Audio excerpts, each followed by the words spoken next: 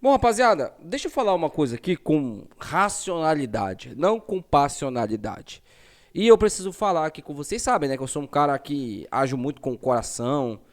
As minhas atitudes aqui, muitas delas são como torcedor, né? Porque antes de ser um cronista aqui, antes de eu ser um influencer, eu diria, que fala do clube do coração, eu sou torcedor, né?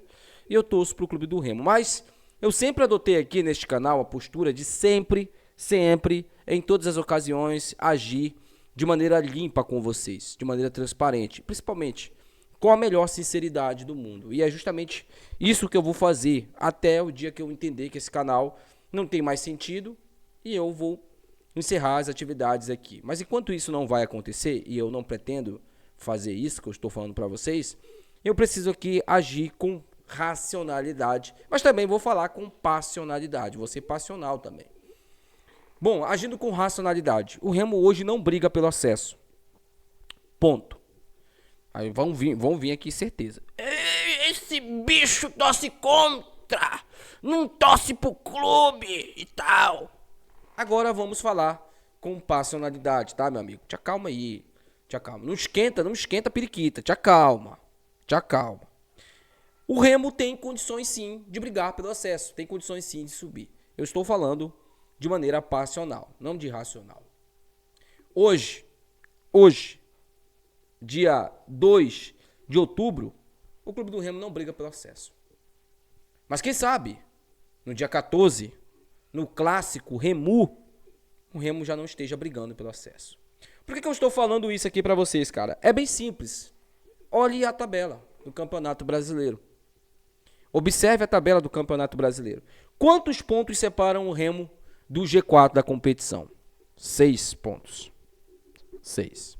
Só que tem um detalhe. São 6 pontos, mais o fato de o adversário que está lá hoje com 48 pontos, que é o Atlético Paranaense, o Paranauê, ter vitórias a mais que o clube do Remo. Se eu não estou enganado, tá? Isso é uma coisa que eu vou até confirmar agora aqui com vocês. O Atlético Paranauê tem 3 vitórias a mais que o clube do Remo, tá? Pelo menos essa é a última vez que eu olhei a tabela. Deixa eu olhar aqui. Atlético Paranauê tem aqui, vamos lá, né? Atlético, a gente tem que olhar o número de vitórias, tá? Porque isso é o primeiro confronto, esse é o primeiro requisito de desempate. O Atlético Paranauê tem 14 vitórias, não é nem 13. É 14, porque a última vez que eu tinha olhado, né, foi na rodada passada, eles tinham 13. Agora o Atlético Paranauê tem 14 vitórias. Até todo mundo que está no G4 hoje tem 14 vitórias. E o que diferenciam eles é o número de empates. São o que diferenciam essas equipes, tá? O Novo Horizontino tem 12 vitórias. O Cuiabá tem 12 vitórias. A Chapecoense tem 13 vitórias. E o Clube do Remo tem 10 vitórias. O Remo é o time que menos venceu. Por isso eu digo para vocês que hoje, o Remo não briga pelo acesso. Para mim, quem briga pelo acesso aqui? Cuiabá para cima. De Cuiabá para cima, briga pelo acesso. Hoje.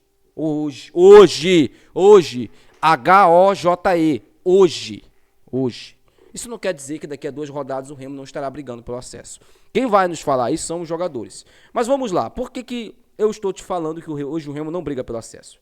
Porque, além de 2 vitórias, o Remo tem, né? Além de 6 pontos, que são 2 vitórias, o Remo tem também um número de vitórias que é um critério que vai ter um peso. Se o Remo não começar a ganhar daqui para frente, né, o Remo pode ser prejudicado no final do campeonato com esse critério. Porque o Remo tem menos vitórias, o Remo tem 12 empates na competição. É muito empate, né?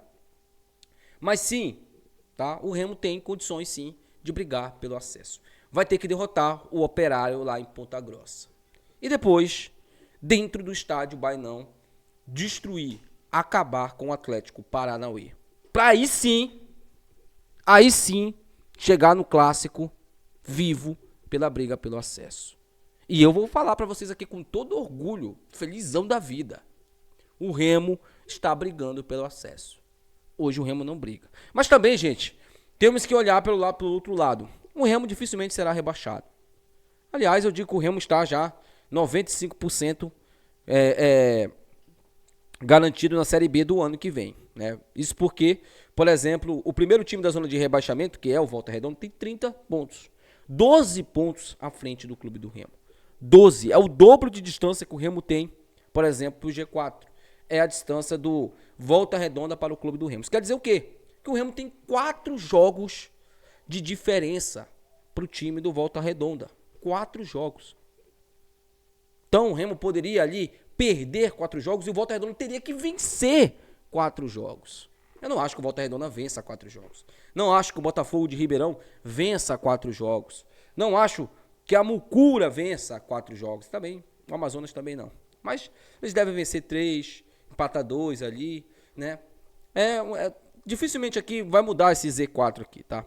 Mas eu preciso aqui falar para vocês sobre agora as projeções do Remo no campeonato. Por que agora eu estou falando para vocês que se o Clube do Remo vencer o Operário e derrotar o Atlético Paranaense em Belém, o Remo volta para a briga? É bem simples. Vencendo o Operário, o Remo vai a 45 pontos. Vencendo o Paranauê, o Remo vai a 48 pontos. E pode empatar no número de pontos com o Atlético Paranaense. Isso não é difícil. Não é impossível.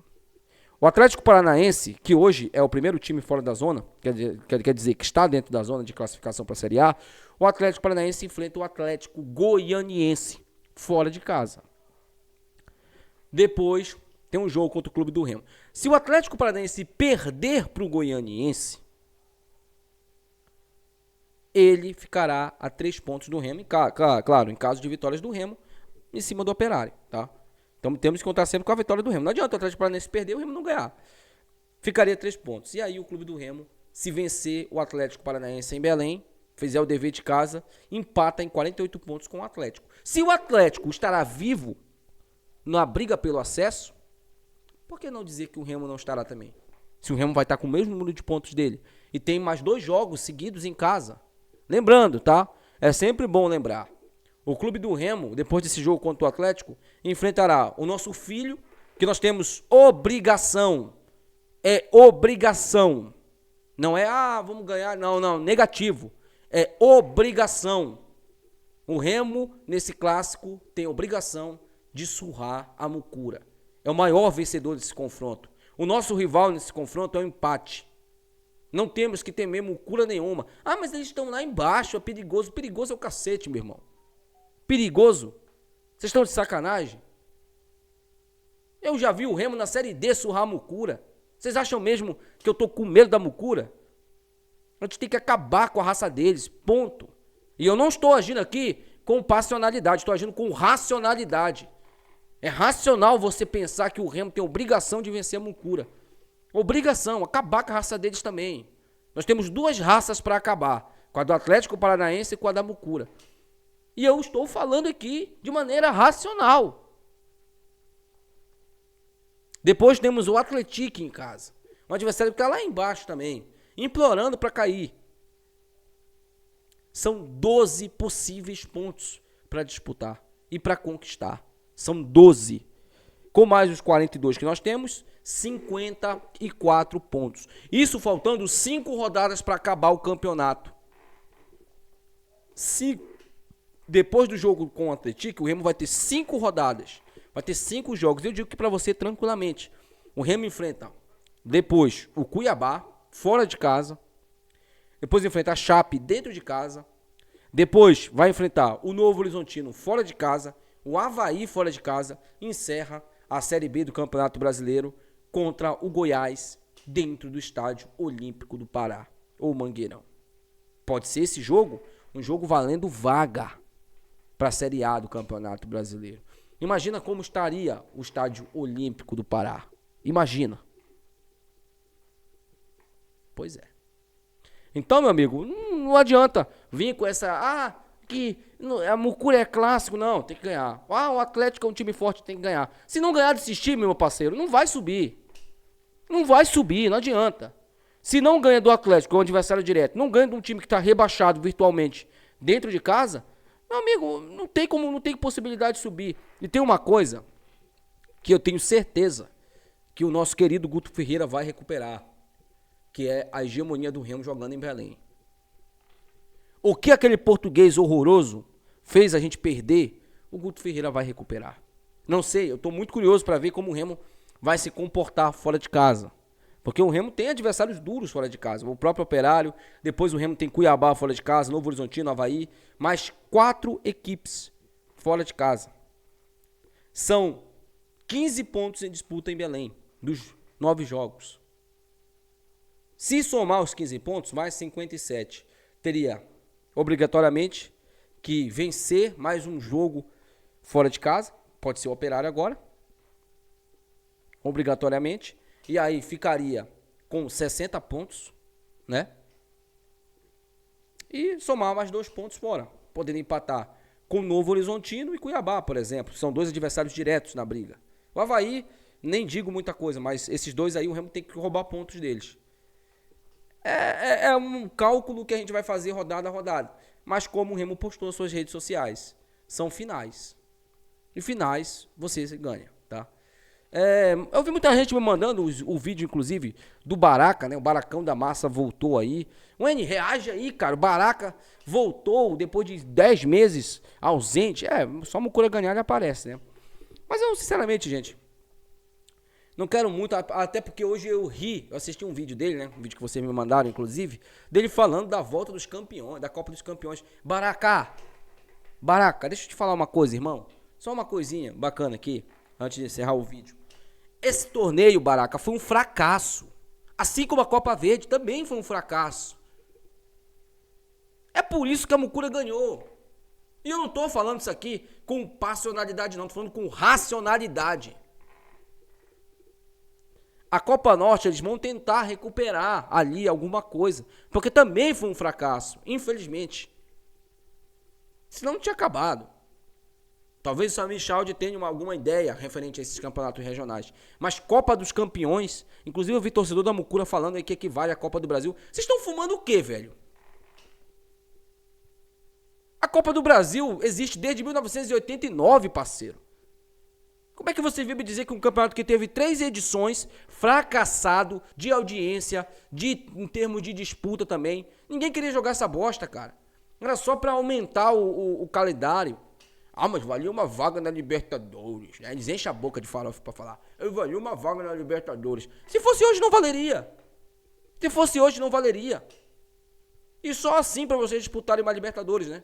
Porque no pontos corridos vocês têm alergia. Nunca fizeram uma campanha decente de pontos corridos. Nunca na história. Então, meu amigo, calma, tá? Calma. Peraí também, né? Copa dos Campeões, pô. O único que valeria essa bosta aí é vocês, cara. Nem Flamengo, nem Palmeiras ganharam essa merda aí, não falam. Ninguém quer a volta disso não, só vocês que querem. Porque, claro, né? Querem a volta disso daí pra dizer, nós somos campeões. Porque nunca vão ganhar de novo aquilo ali. Nunca. Mesmo que voltasse. Até porque ninguém ia disputar.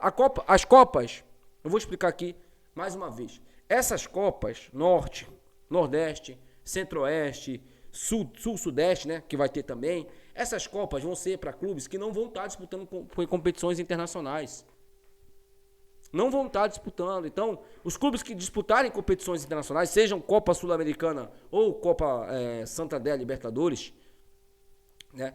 Sejam os clubes que vão disputar essas competições, eles não vão disputar Copa Norte, ou Copa Nordeste, ou Copa Centro-Oeste, ou Copa Sul e Sudeste.